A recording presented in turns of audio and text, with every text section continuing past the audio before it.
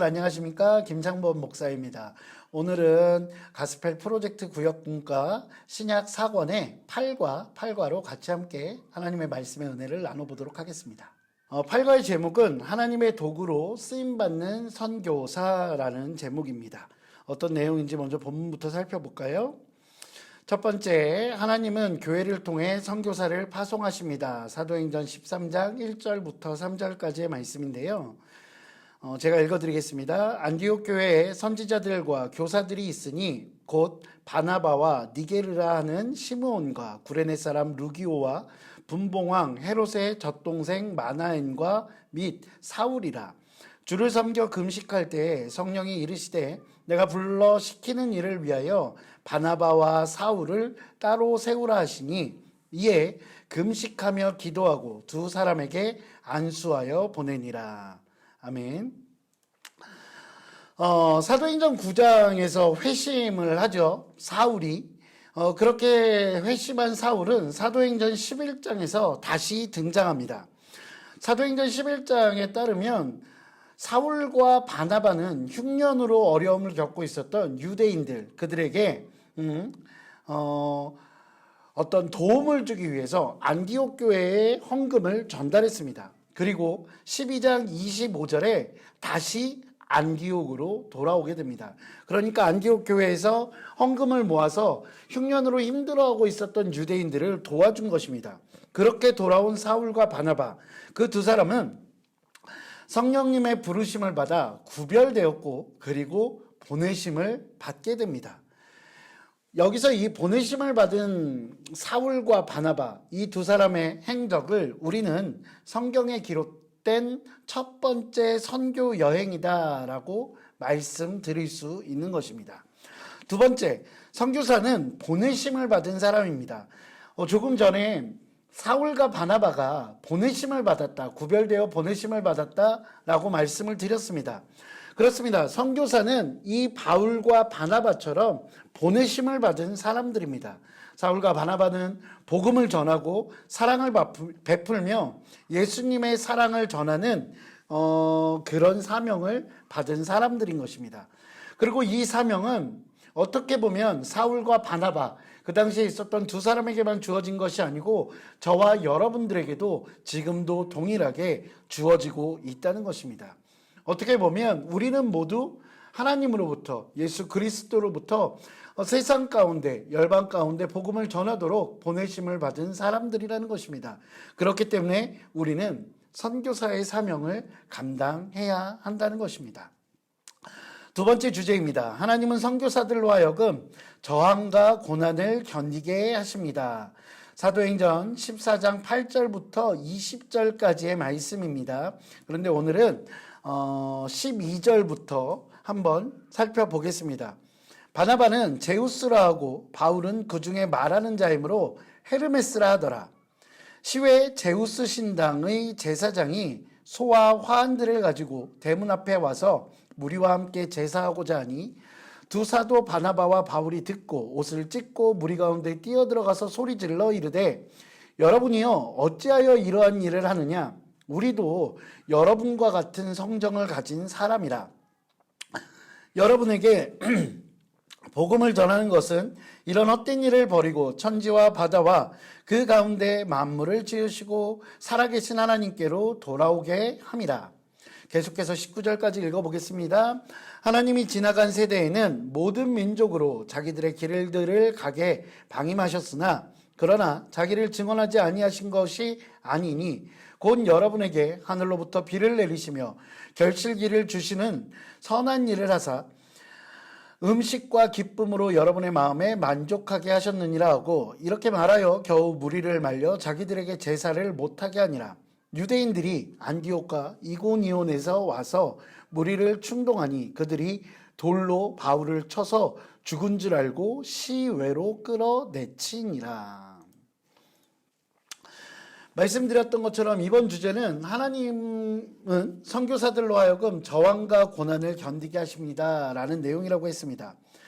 이 바울과 바나바의 첫 번째 선교여행, 성경에 기록되어 있던 이 첫 번째 선교여행은 하나님께서 이끄신 것이기 때문에 굉장히 좋은 일들만 있을 것 같습니다. 그러나 사실은 그렇지 않은 내용들이 굉장히 많이 있습니다. 안디옥에서 파송받았던 바울과 바나바의 그 첫 번째 선교 여행은 사도행전 13장과 14장에 이어서 걸쳐서 그 내용들이 기록되어 있습니다. 그런데 이들이 그 복음을 전하는 어떤 선교 여행의 현실은 생각보다 굉장히 어렵고 힘든 것이었습니다. 복음을 전하면서 사울과 바나바는 굉장히 많은 이적들을 나타내었습니다. 그것을 보고 많은 사람들이 그들을 제우스니 헤르메스니 마치 고대의 신들처럼 여기는 경우들도 있었습니다. 그런데 그런 것처럼 바나바를 따르는 사람들도 있었고 사울을 따르는 사람들도 있었지만 어떤 폐쇄적인 성품을 가지고 있었던 유대인들은 오히려 사울과 바나바를 굉장히 적대시하는 경우들도 있었습니다. 오늘 읽으신 본문에 보면 바울과 바나바가 걷지 못하는 사람을 고치는 일을 합니다. 그러니까 사람들이 주변에서 그들을 이방 신처럼 여깁니다. 그 모습들을 보고 오히려 유대인들에게 훨씬 더 많은 고난을 겪게 되는 것이죠. 이고니온에서 사람들이 그들을 돌로 치려고 했었고 루스드라라는 곳에서는 실제로 사울과 바나바가 돌에 맞는 그런 상황들이 펼쳐졌습니다. 이렇게 고난당하는 것이 과연 하나님께서 원하시는 길일까라고 생각할 수 있는데요. 하나님께서 분명 선교의 문을 열어주십니다.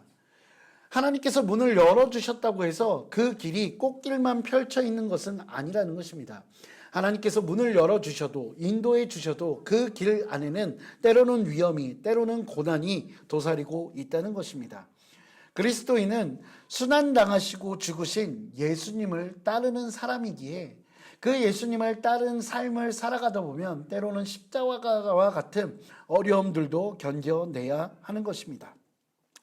바울과 바나바는 그런 고난 앞에서 굴복하지 않았고 계속해서 하나님으로부터 보냄을 받은 사람답게 그 사명을 감당하기를 멈추지 않았습니다.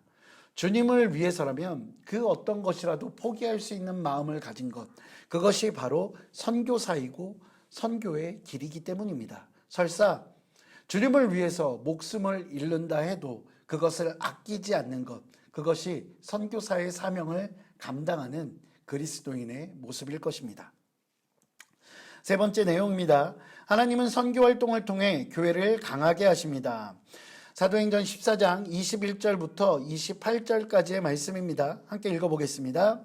복음을 그 성에서 전하여 많은 사람을 제자로 삼고 루스드라와 이고니온과 안디옥으로 돌아가서 제자들의 마음을 굳게 하여 이 믿음에 머물러 있으라 권하고 또 우리가 하나님의 나라에 들어가려면 많은 환난을 겪어야 할 것이라 하고 각 교회에서 장로들을 택하여 금식 기도하며 그들이 믿는 주께 그들을 위탁하고 비시디아 가운데로 지나서 밤빌리아에 이르러 말씀을 버가에서 전하고 아달리아로 내려가서 거기서 배 타고 안디옥에 이르니 이곳은 두 사도가 이룬 그 일을 위하여 전에 하나님의 은혜에 부탁하던 곳이라. 그들이 이르러 교회를 모아 하나님이 함께 행하신 모든 일과 이방인들에게 믿음의 문을 여신 것을 보고하고 제자들과 함께 오래 있으니라. 세 번째 주제는 말씀드렸던 것처럼 하나님은 선교 활동을 통해서 교회를 강하게 하신다는 것입니다. 첫 번째로 하나님께서는 단단한 교회를 세우기 원하십니다. 그리고 그 선교사의 역할을 감당했던 사울과 바나바는 그 단단한 교회를 세우기 위해서 두 가지 역할들을 하게 됩니다. 그 중에 첫 번째는 바로 격려입니다. 바울과 바나바가 안디옥으로 돌아가면서 자신들이 복음을 전했던 그 도시들마다 방문하여서 두 가지에 대해서 말씀드린 것처럼 설명을 하는데, 첫 번째는 무엇이냐면 제자들의 마음을 굳게 하여서 이 믿음에 머물러 있으라라는 권고입니다. 이 권고가 한마디로 표현하면 격려라는 것입니다. 여러분들이 이 믿음을 지키는 것, 그것이 쉽지 않지만 그럼에도 불구하고 여러분 굳은 믿음을 가지십시오라고 자신들이 복음을 전했던 이들에게 다시 한번 그들의 믿음을 격려해 주고 있는 것입니다. 그리고 또 한 가지는 자신들이 복음을 전했던 사람들에게 현실에 대해서 인식할 수 있게 해주는 것입니다. 우리가 하나님 나라에 들어가려면 앞서도 말씀드렸던 것처럼 우리에게 좋은 일들만은 있는 것은 아니라는 것입니다. 때로는 많은 환난을 겪어야 할 것이다 라고 현실에 대해서 가르쳐 줍니다. 그들에게 분명 고난의 시간들이 다가올 것이라는 것을 가르쳐 주는 것입니다. 저는 바울과 바나바가 이처럼 처음 신앙을 갖게 된 그리스도인들에게 고난의 어떤 시간들이 다가올지라도 그 믿음이 흔들림 없도록 그들을 격려하고 함께 기도했다라는 이 이야기들을 통해서 단단한 교회, 단단한 믿음을 세워가는 것이라고 생각합니다. 이런 것을 지금의 용어로 한다고 하면 아마 양육이라고 이야기할 수 있을 것입니다. 여러분, 양육이라는 것은 현실에 대해서 솔직하게 이야기하며 격려와 위로가 함께하는 것, 그 양육을 통해서 어떻게 보면 교회는 더욱 단단해지고 강력하게 결속할 수 있다는 것입니다. 두 번째로 나누고 싶은 것은 바울과 바나바의 보고입니다. 안디옥에 돌아온 바울과 바나바는 교회를 모아서 자신들이 했던 사역에 대해서 보고하게 됩니다. 수개월 동안 구브로, 남갈라디아, 밤빌리아 등의 도시들을 다니면서 복음을 전하면서 있었던 많은 일들, 그 사역에 대해서 이야기를 합니다. 사도행전의 저자인 누가는 이 모든 사역이 하나님께서 하신 일이라고 강조하고 있습니다. 하나님께서 이방인에게 믿음의 문을 열어주셨기에 이 모든 것들이 가능하다라고 이야기하는 것입니다. 여러분, 선교에 있어서 가장 강조되어야 하는 것, 이것이 바로 그 예수님께서 그리고 하나님께서 그 믿음의 문을 열어주셨다라는 것입니다.